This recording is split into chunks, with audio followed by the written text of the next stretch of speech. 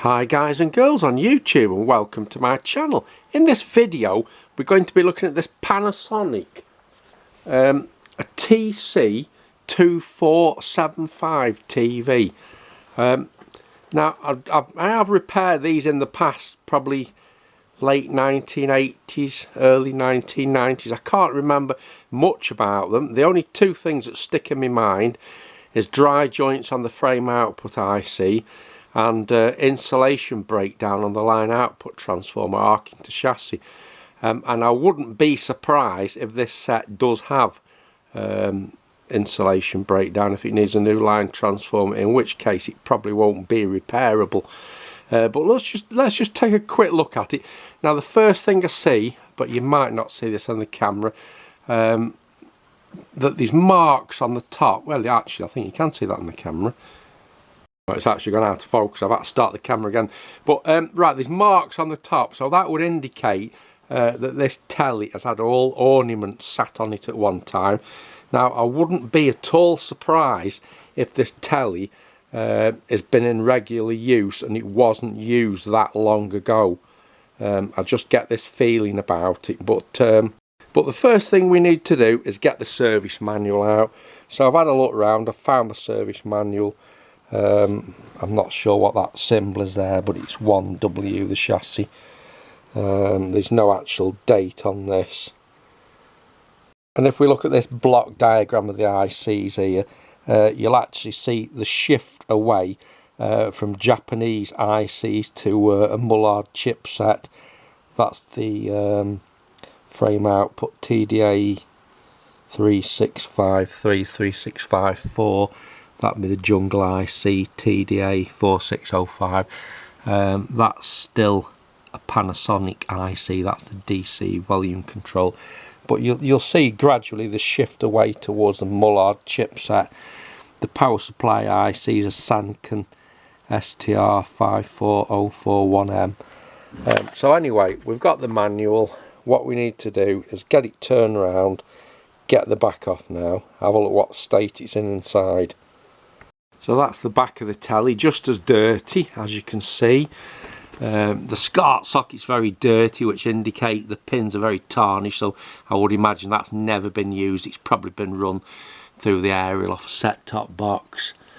Let's just have a look in there. Manufactured in the UK. Right, let's get the back off then. Right, so that's the inside view. It's probably not as bad as I thought it might have been.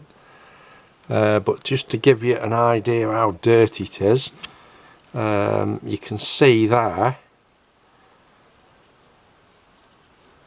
where that used to be stuck on there.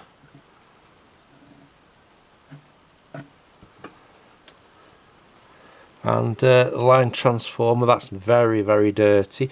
This set has had some tension in the back, and the reason I say that is because there's a wire clip there with no wires in, so, and there's another one there, so whoever's put it back together has not clipped all the wires in like they should be. But I think, oh, it's got the Mullard 45AX tube there.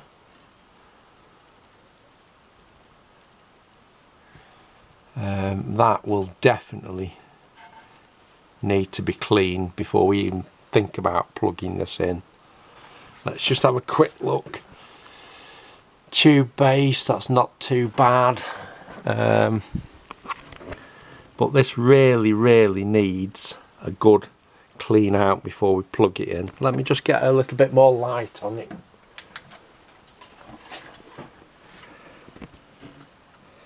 See if that's any better.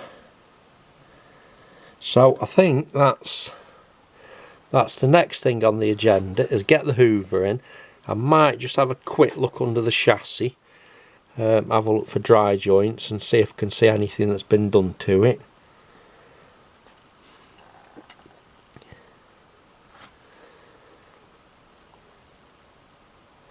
Right, let's get the chassis out and have a look underneath. Right, that's the underneath. It's just as dirty under there. I can see a few dry joints in the power supply in the hot running areas, just around them resistors here, but nothing really major. But whatever's been done to this set in the past, it's a long time ago, because I can't see, it's so dirty under here you can't see any fresh soldering. So this set was repaired long time ago. So I think what we'll do is we'll give it a clean now, and then I don't know what state the picture's going to be in if it comes on, but I do have a feeling this might well just switch on. But let's get it cleaned up a bit first, especially under there.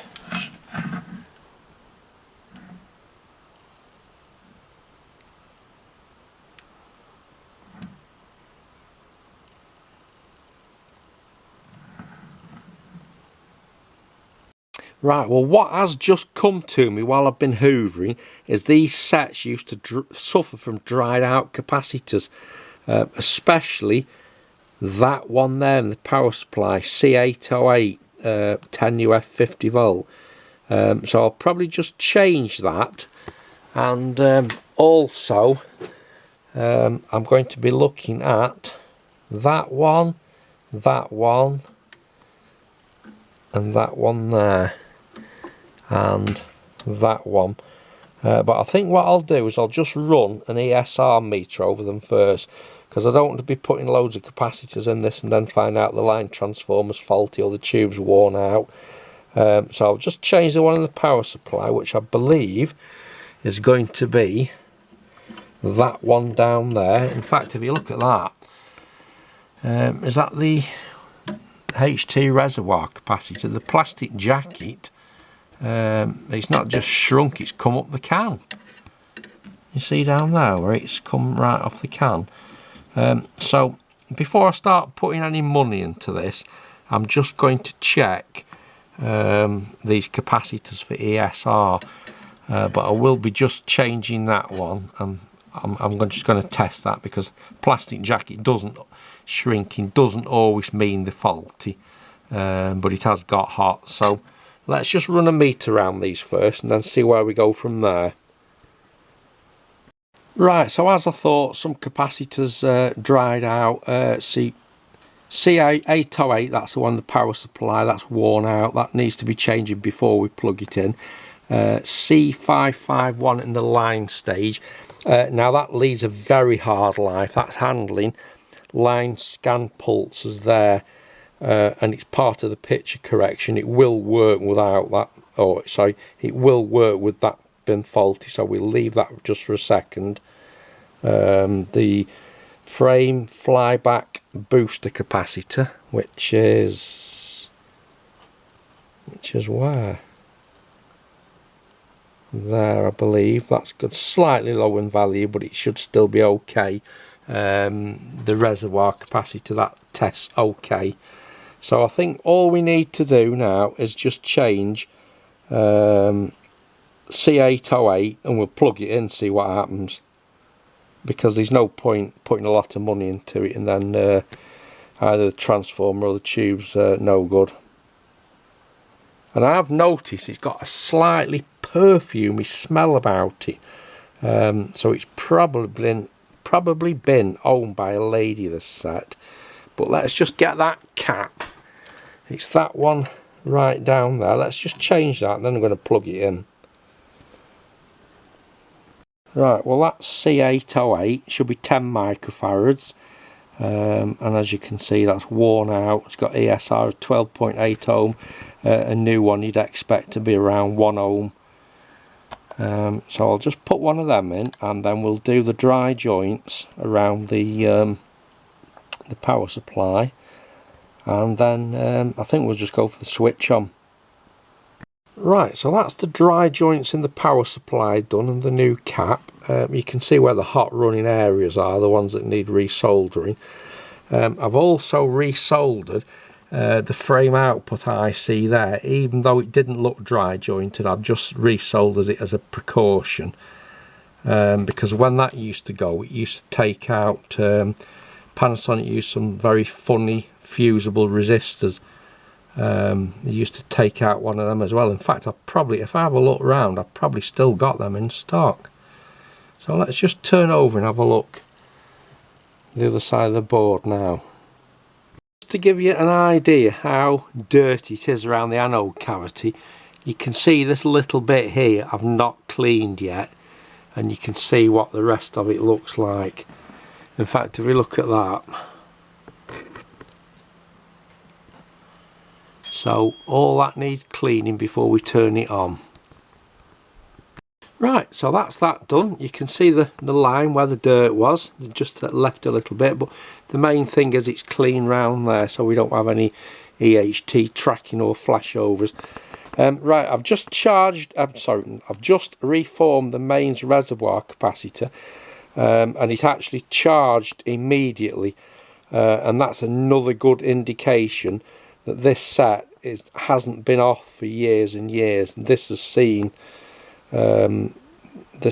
quite recent use, almost certainly. So the only thing we need to do now is turn it round, turn it on, see what happens, and know 100% that the picture won't be very good.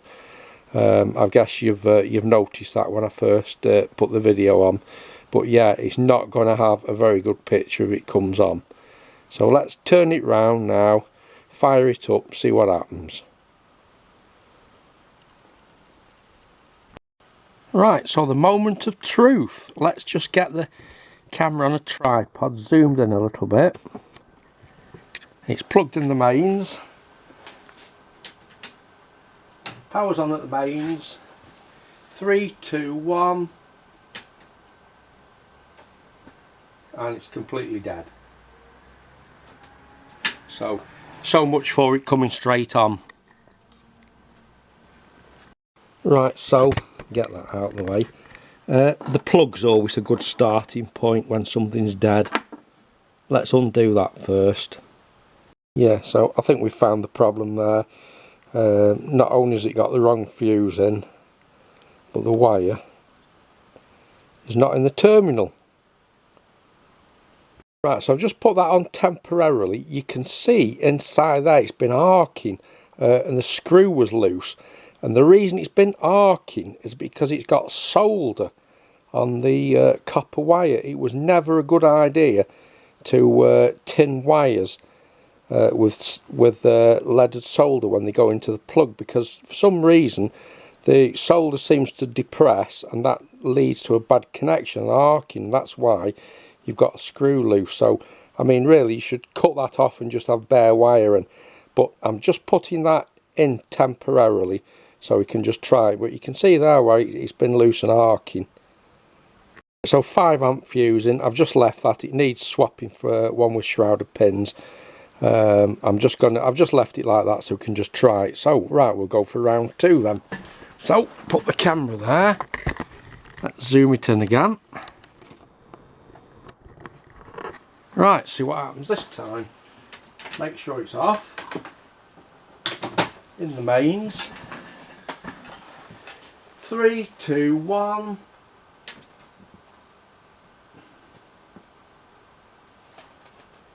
Well, there was some life. I thought I heard the HT. There was a red light flash. I would have expected to see a red channel number in there. But there again, it's a long time ago and I can't remember. Let's just... Oh yes, there's a channel number, look. When you hold this button in. So we've got, yeah, you can see some sort of a flash on the screen. We've got some sort of life.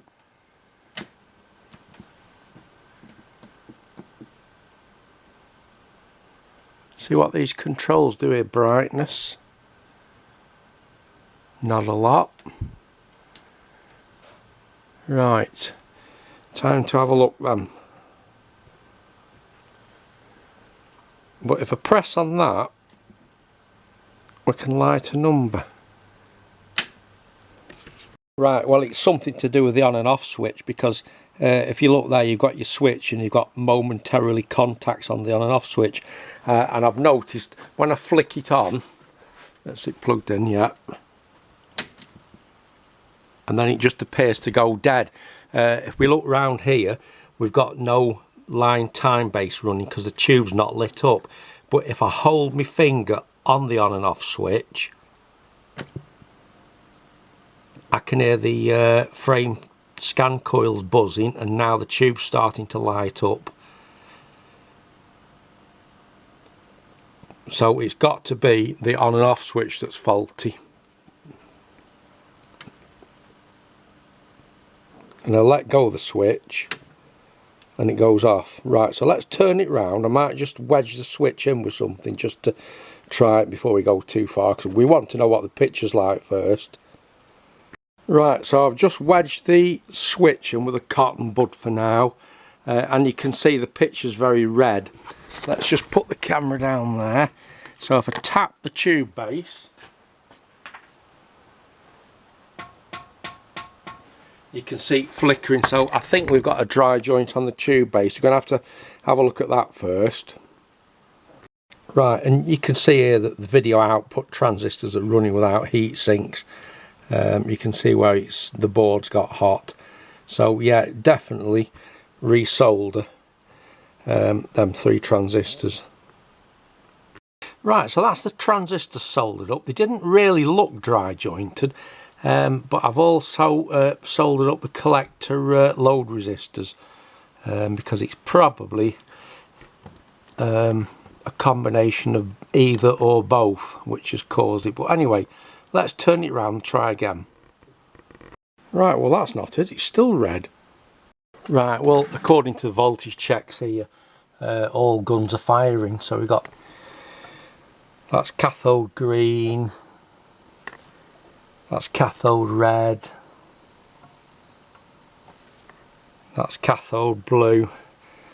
So there's a high possibility that either the pots are dirty, noisy, want cleaning, or the tube's worn out.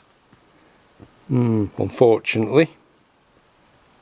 Right, so the problem I've got is because the momentarily contacts are shorted when you press this on, it won't let me operate. If I hold that in like that, it won't let me operate or any of these controls, so I can't tune it in, because the switch is closed when it shouldn't be. So I'm going to have to take that out and just see if a bit of switch cleaner on that switch will do. Right, so I've taken this all out. I'm going to take this board off, because you don't want to be spraying switch cleaner into the switch, because if it gets on this plastic, all this plastic will disintegrate after a few months. Service oil has a devastating effect on plastic. So I'm going to take the knob off, take the board out, and we'll spray straight into these momentarily contacts here and work it up and down for a bit. Right, so that's your switch out there. Got the old service oil. It'll only be dirty, it won't be worn out, because the momentarily contacts, they're only telling the microprocessor the switch has been pressed. They carry very little current, so it'll be just dirt. But I think there's we should be able to get under there with some cleaner. So you've got your 6 contacts there, and then your mains, live and neutral. Right, so I'll just do that next. Right, so that's sorted. Let's give it a try. And there we go. That's fixed that. So we should be able to operate these controls now. That's if they're not all dirty as well. But anyway, we've got it on channel 1, so hopefully we should be able to tune the signal in. Right, so that's that sorted. Now I'm guessing a load of these buttons aren't going to work either, but it doesn't matter because it's already tuned into Sky on number 1, so that's absolutely fine. Right, well there we go. Scotland's only oil refinery will shut down next year with the loss of 400 jobs. Yeah, I thought some of these might not work, but anyway, we've got it on. The picture's still very red looking. So I think I'll have a look at the RGB drive pots next. Scott is there for us this lunchtime. Louise, this has felt like a long time coming. Well, it has been a slight inevitable. Yeah, so there we go. It turns out the pots are dirty, which is only what you'd expect. Right, so I'll just set up the grayscale. Right, well, that will do for now. That is the best we're going to get it at the moment. And the picture is still very, very poor. And the reason it's poor is there's so much nicotine on the front. We've a job to see it. So let's just turn the colour up.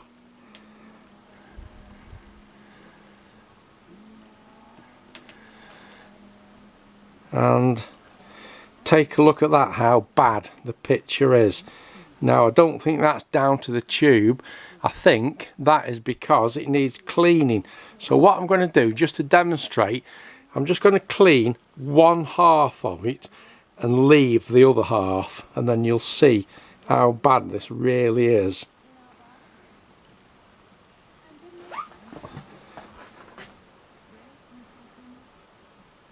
In fact, to tell you what I'm going to do, instead of cleaning vertically, I'm going to clean across, going to clean half down that side. So what we need is glass cleaner.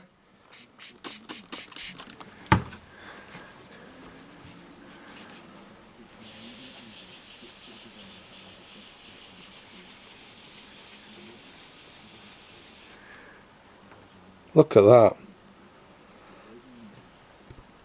In fact, I'm going to have to stop the camera because we could be here quite a while. That is seriously dirty. Well, I've got to say that took some serious cleaning. That's just off half the screen. In fact, what I'll do is I'll turn it off so you can see it better. But you can see the focusing and everything's a lot sharper now. Right, see the difference now? So it's not really that difficult to improve the picture on this telly.